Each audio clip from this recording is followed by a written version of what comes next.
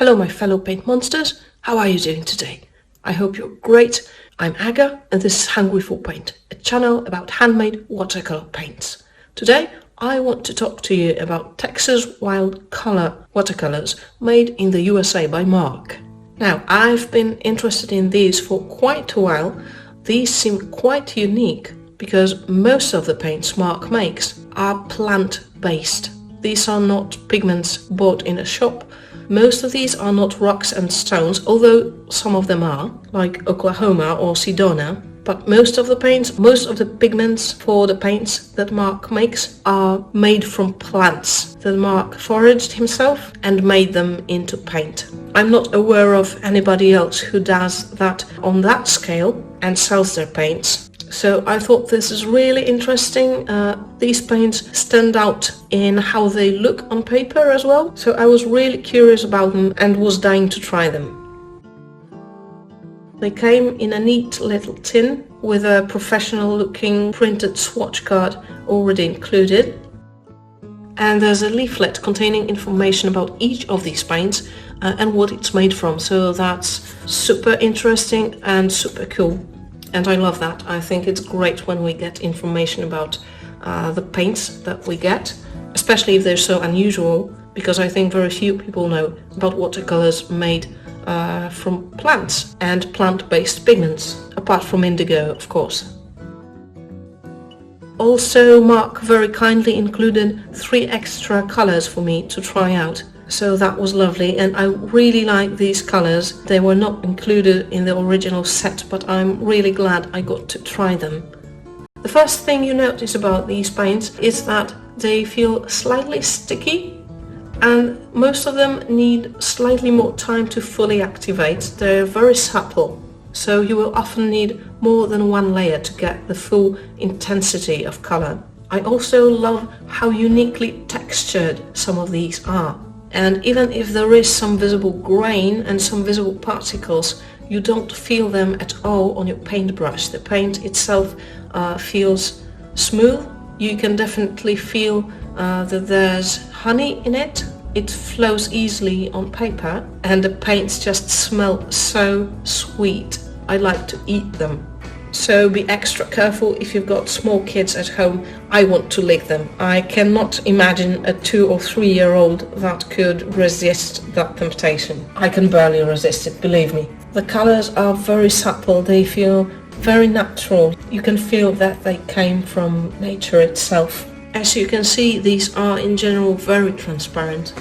I imagine these might be a little bit tricky to mix, as it's a bit difficult to pick up a lot of paint with your paintbrush, but I'm going to experiment more with that next week. Fun fact, some of these paints are actually insect-based. The ones that use the cochineal pigment is made from insects. So these paints feel a bit different from any other paints that I've tried so far. And while these might be a little bit more difficult to work with than a lot of other handmade paints, because it's a bit hard to pick up a lot of pigment on your paintbrush, so you need to go subtle and go in layers if you want a more intense, deeper color. The watercolors from Texas Wildcolor, to me personally, are very rewarding because of their uniqueness. The textures they offer, they're just something you won't find anywhere else. I mean, look at the textures of the cochineal carmine and Adam's crimson. Find me a red that can do that. Look at still the grain.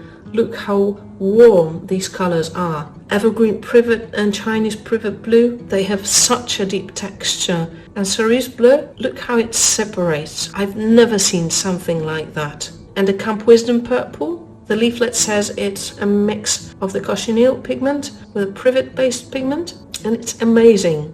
It's just as if you turned up the contrast. That's what it looks like in real life. And the avocado sienna, same story. Mind-blowing. So if you want to try something new and something fresh, something you haven't seen before, I say go for these. It's true they are a bit harder to activate, but at least to me personally, it's well worth it.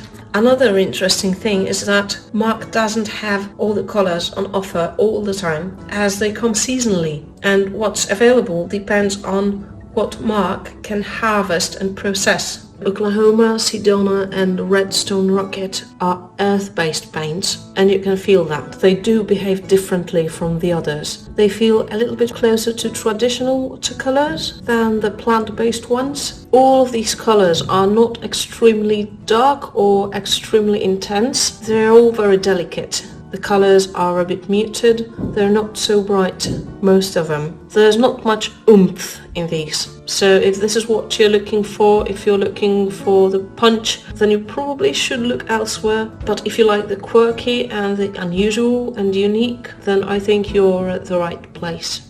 Oh, and one more thing. These paints do not rub off the paper, and the color does not transfer to the neighboring pages of your sketchbook in any significant way. The only exception is the avocado sienna, which might transfer a bit, and perhaps Camp Wisdom purple and the dandelion based colors if you tried to rub really hard, but in general they stick to the paper and stay where they're supposed to stay.